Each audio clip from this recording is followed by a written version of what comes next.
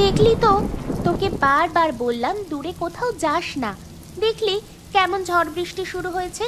এখন কি হবে বলতো? তোকে নিয়ে আমি বাড়ি ফিরতে পারবো তো? খুব ভয় লাগছে রে। আমি বরং ওই শ্যাওড়া গাছের নিচে গিয়ে দাঁড়াই। এই ঝড় বৃষ্টিটা থামলে তারপর না হয় আমি বাড়ির দিকে হেঁটে যাব।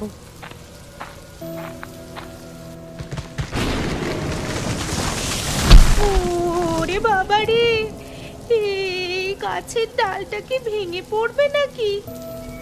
আমার মনে হচ্ছে এখানে দাঁড়ানো আমার উচিত হয়নি। ওরে বাবা, ওরে বাবা রে, ওটা কি? আমাদের ছেড়ে দাও দয়া করে। আমরা খুব বিপদে পড়ে এখানে এসে পৌঁছেছি। দয়া করে আমাদের ছেড়ে দাও। হাতের ছাগলটিকে আমার দিকে বাড়িয়ে দে। দয়া করে এরকম করো না, ও আমার খুব প্রিয় ছাগল। তুমি তুমি ওকে নিয়ে কি করবে? সেটা এক্ষুনি তুই নিজের চোখের সামনে দেখতে পাবি।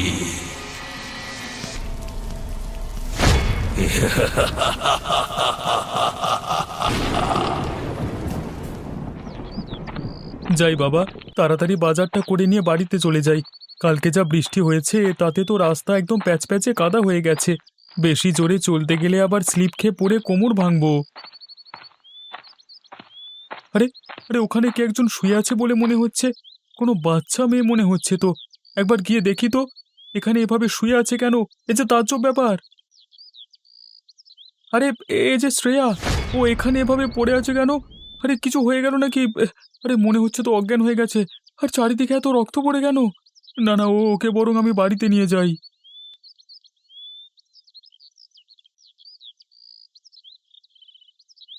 আরে শ্রেয়া মা, তোর কি হলো কি?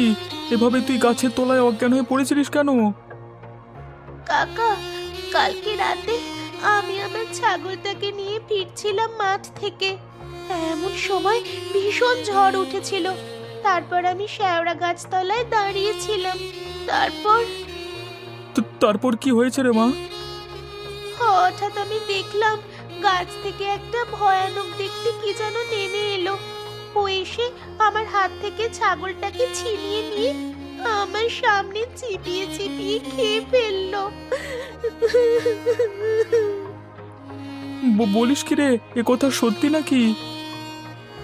হ্যাঁ কাকা, আমি একদম সত্যি বলছি।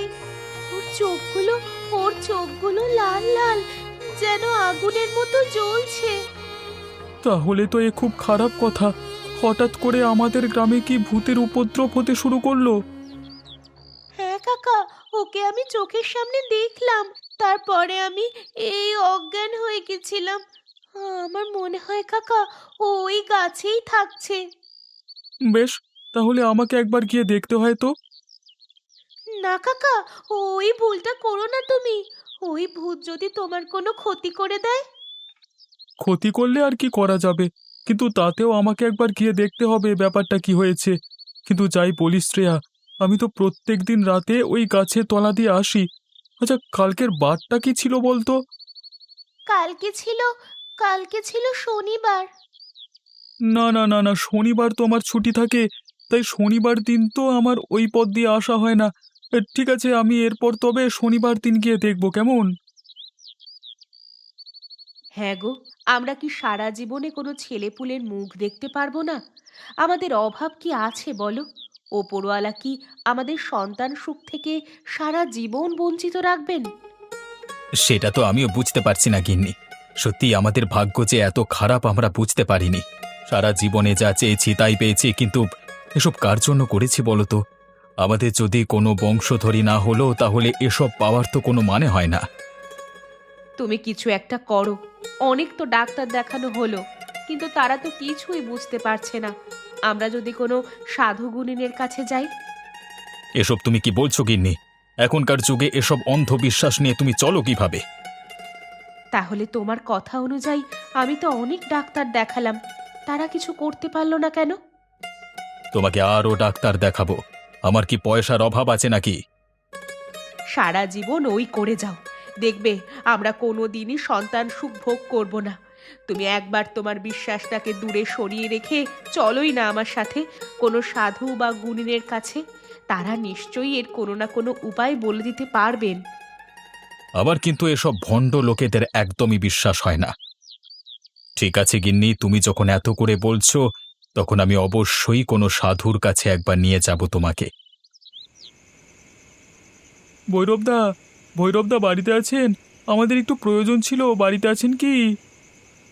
কে চাই তোর? এখানে কেন এসেছিস? আর এই মেয়েকে কেন বার করেছিস? দাদা, খুব বিপদে পড়ে আপনার কাছে এসেছি, দয়া করে একবার ভেতরে যাওয়ার অনুমতি দিন। আয় ভেতরে আয়।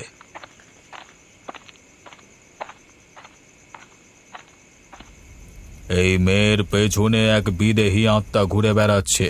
ওকে এখন রাত্রিবেলায় কেন বার করেছিস? আমি ওকে দেখে যা বুঝতে পারছি, গত কয়েকদিনের মধ্যে ও ভয়ানক এক বিপদের সম্মুখীন হয়েছিল।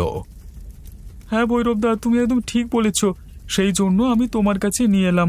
এখন তুমি বলো, কি কারণে হঠাৎ এতটুকু মেয়ের উপর এই বিদেহী আত্মার আক্রোশ এসে পড়ল? সেটা আমি এখন বলতে পারবো না। আগে আমাকে সেই পিশাচের সাথে মুখোমুখি হতে হবে, তারপর আমি যা বলবার বলবো। কিন্তু এই মেয়েকে একা ছাড়া যাবে না। আমি একটা তাবিজ দিচ্ছি, এটা পড়ে রাখবি। আর হ্যাঁ, প্রত্যেক শনিবার কিন্তু তোর ঘরের দরজা খোলা নিষেধ। তার মানে আমি ঠিকই আন্দাজ করেছিলাম, ওই শেওড়া গাছে প্রত্যেক শনিবার ওই ভূতের আগমন ঘটে। তাহলে বলতে হবে শ্রেয়া খুব বাঁচা বেঁচে গেছে। কিন্তু আমি গন্ধ শুঁকে যা বুঝতে পারছি, মানুষকে পেলে তো এইসব পিশাচের পক্ষে ছেড়ে দেওয়া সম্ভব নয়। তাহলে শ্রেয়াকে হঠাৎ ছাড়তে গেল কেন? কি শ্রেয়া, তুমি কি বলো? আমার মনে হচ্ছে এই আত্মা অন্য কোথা থেকে এখানে এসে বসবাস করছে, কিন্তু ও কি চায় সেটা আমাকে জানতে হবে। তুমি কবে যাবে ভৈরবদা? আমাদের যে এবার সত্যি খুব ভয় করতে শুরু করেছে। আমি ভাবছিলাম এবারের শনিবার একবার শেওড়া গাছের নিচে গিয়ে দাঁড়িয়ে দেখবো সত্যি কিছু আছে কিনা। তোর মাথা কি খারাপ হয়ে গেছে? আমি আগেও বলেছি, এখনো বলছি, প্রত্যেক শনিবার দরজা খোলা নিষেধ। কোনো মতেই যেন এই শেওড়া গাছের নিচে দাঁড়াবি না, তাহলে কিন্তু তোকেও আমি বাঁচাতে পারবো না। ওই কারণেই আমি তোমার সঙ্গে দেখা করতে এসেছি। তুমি যেটা বলবে আমি সেটা করব দাদা, কিন্তু তুমি এর একটা কিছু বিহিত করো। আমাকে আজকে সপ্তাহটা সময় দে, আসছে শনিবার আমি কিছু একটা ব্যবস্থা করব। শোনো বুড়ি, তোমাকে আমি শেষবার বলে দিচ্ছি, তুমি ওই গ্রামের তোমার নামে যে সম্পত্তি আছে, সব সম্পত্তি আমার নামে লিখে দাও। দেখ বাবা, জোর করিস না। তুই আমার ছোট ভাইয়ের ছেলে। আমি তো ওই সম্পত্তি আমার বাবার থেকে পেয়েছি। এখন আমি ওটা কাকে দেব সেটা সম্পূর্ণ আমার ব্যাপার। তুই আমাকে জোর করতে পারিস না। আমি কি পারি সে সম্বন্ধে তোমার কোনো ধারণা নেই। আমি যদি আমার দলের লোকজনদের একবার বলি না, তাহলে রাত্রিবেলা এসে তোমাকে গায়েব করে দিয়ে চলে যাবে, ঠিক আছে?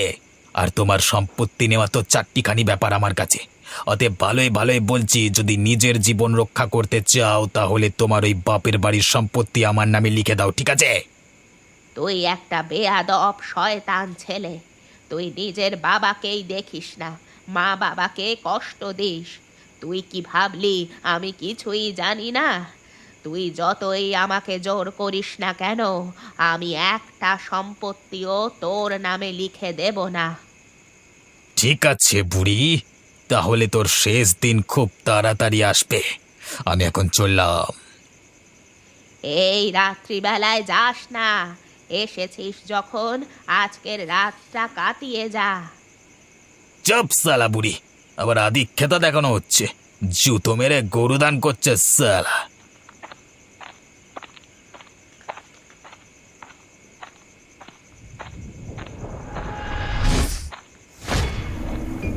আরে সালা রে, মরে গেলাম রে।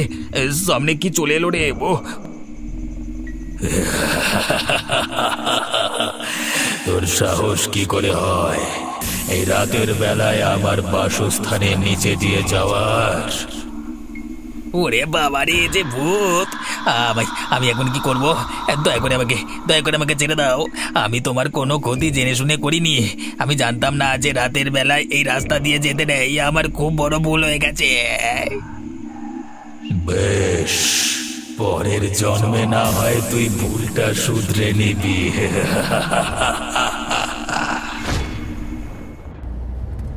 তুমি আবার সেই কোন অজপাড়া গায়ে নিয়ে চলে এলে বলো তো? আমার না তোমাকে ভীষণ রাগ ধরে এই জন্য। এখানে তুমি সাধু কোথায় পাবে? আমার গায়ে ভৈরবদা ছিলেন, আমি জানি উনি হয়তো আমাদের কিছু উপকার করতে পারেন। তোমার সেই এক কথা। যাক, তোমার সঙ্গে যখন বেরিয়ে এসেছি তখন আমি আর মাথা গরম করব না। এখন বলো কোন দিকে যাব? সোজা রাস্তা ধরে চলো। রাস্তার পাশে একটা শেওড়া গাছ পেরুলে তারপর গ্রামে প্রবেশ করা হবে।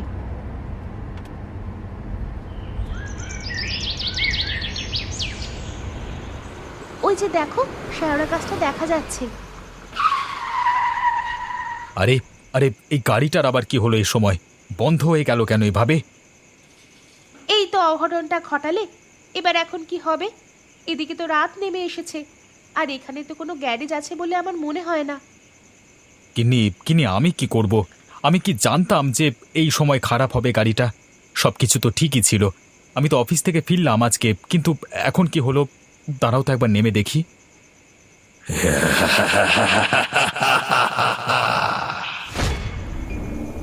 আরে আরে, এভাবে অট্টহাসি কে করছে?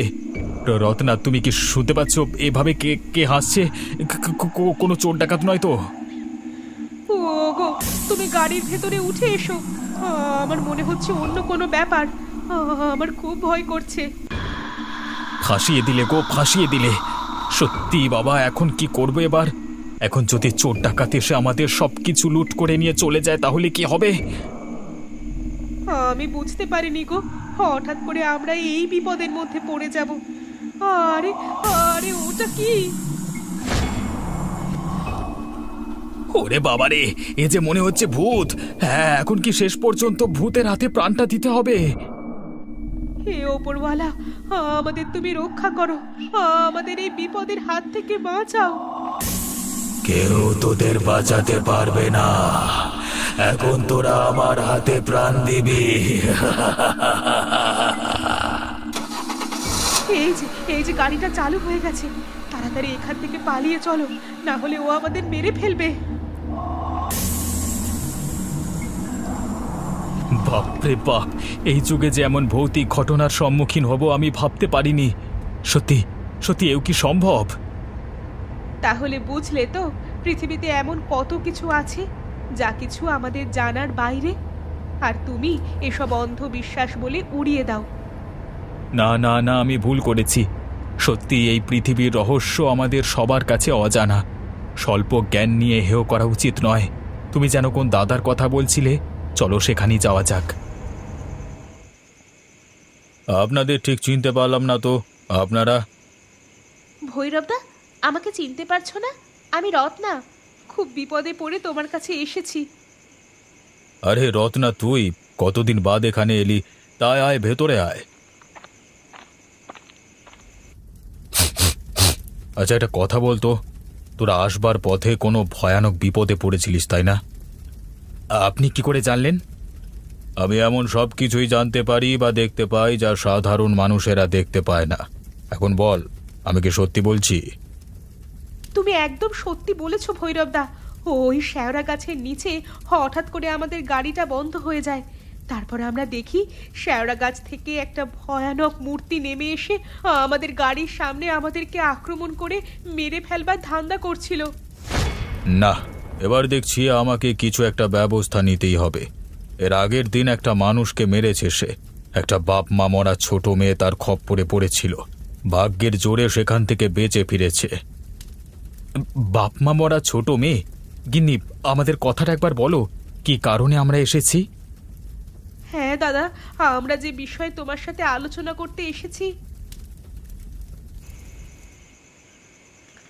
এই গাছে কে থাকিস? আমার সামনে এসে দেখা দে। সাহস থাকলে আমার সামনে আয়। এখান থেকে চলে যা, না হলে তোর প্রাণ আজকে আর বাঁচবে না। এই বৃদ্ধ বয়সে আমি আর কাউকে ভয় পাই না। তবে আমি জানতে এসেছি তুই কে। আগে তো এই গাছে কোনোদিন কেউ থাকতো না, তুই এলি কোথা থেকে? কালকে যে তোর উপর আক্রমণ করতে এসেছিল তাকে আমি মেরে তোর উপকার করেছি। তার জন্য তুই আমাকে ধন্যবাদ জানিয়ে যত তাড়াতাড়ি পারিস সেখান থেকে চলে যা। আমি যাব না, তোমাকে বলতেই হবে তুমি কোথা থেকে এখানে এসেছো আর এইভাবে মানুষের ক্ষতি করে বেড়াচ্ছ কেন।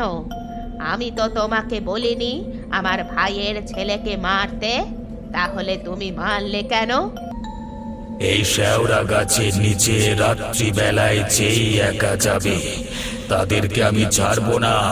সকলকে মেরে আমি রক্ত মাংস চিবিয়ে খাবো। তাহলে আমাকেও মেরে ফেলো, আমাকে বাঁচিয়ে রেখেছো কেন?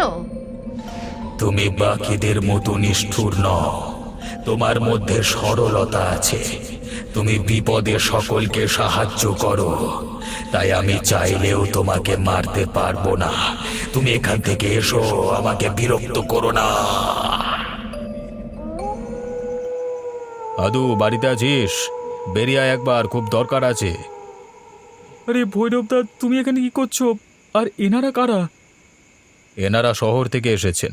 আমাদের এক্ষুনি একবার শ্রেয়াদের বাড়ি যেতে হবে। শ্রেয়াদের বাড়ি কেন দাদা? ওখানে গিয়ে কি করবে?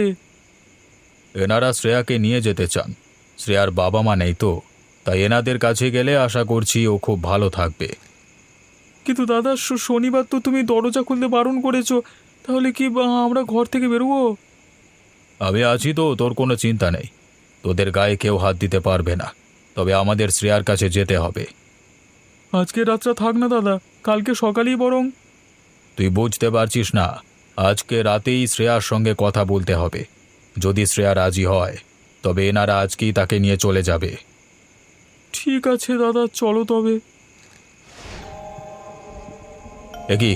এগি শ্রেয়া এখান থেকে গেল কোথায়?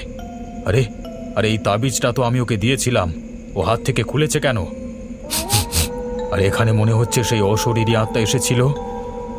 তার মানে অতটুকু বাচ্চা মেয়েকে আজকে সে ঘর থেকে তুলে নিয়ে গেছে? আমাদের এক্ষুনি শেওড়া গাছের তলায় যেতে হবে, আর এক মুহূর্ত এখানে নয়। তুমি এখানে কেন এসেছো? আর এইভাবে মানুষগুলোকে মারছো কেন? ওদেরও তো কষ্ট হয়। ও তুমি বুঝবে না, আমাকেও একটা লোক অনেক কষ্ট দিয়ে মেরেছে। তারপর আমার দেহকে নদীর জলে ভাসিয়ে দিয়েছে। শনিবারের রাত ছিল সেটা, আমি অফিস থেকে ফিরছিলাম, সেই সময় আমাকে খুন করে। কিন্তু তুমি নিরীহ মানুষগুলোকে মেরে কি ভালো কাজ করছো? আমার প্রিয় ছাগলকে তুমি মেরে দিলে, আমি তো একা হয়ে গেলাম। আমি রাগে মাথা ঠিক রাখতে পারিনি, তাই কি মারছি কাকে মারছি কিছুই হুঁশ থাকে না। একটা কথা বলবো? হ্যাঁ বলো। তুমি যে আমার কাছে প্রতিদিন আসো আমার খুব ভালো লাগে। জানো, আমারও তোমার মতো একটা ছোট্ট মেয়ে ছিল। মোটেও এ কথা যেন কেউ জানতে না পারে। সেদিনের পর আমাকে ভৈরব কাকা একটা তাবিজ দিয়েছিল। আমি সেই তাবিজ ঘরে খুলে রেখে প্রতিদিন তোমার সঙ্গে দেখা করতে আসি।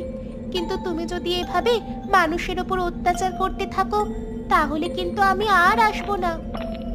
শ্রেয়া, ওখান থেকে সরে আয়, তাড়াতাড়ি আয়, ও তোর ক্ষতি করে ফেলবে না হলে।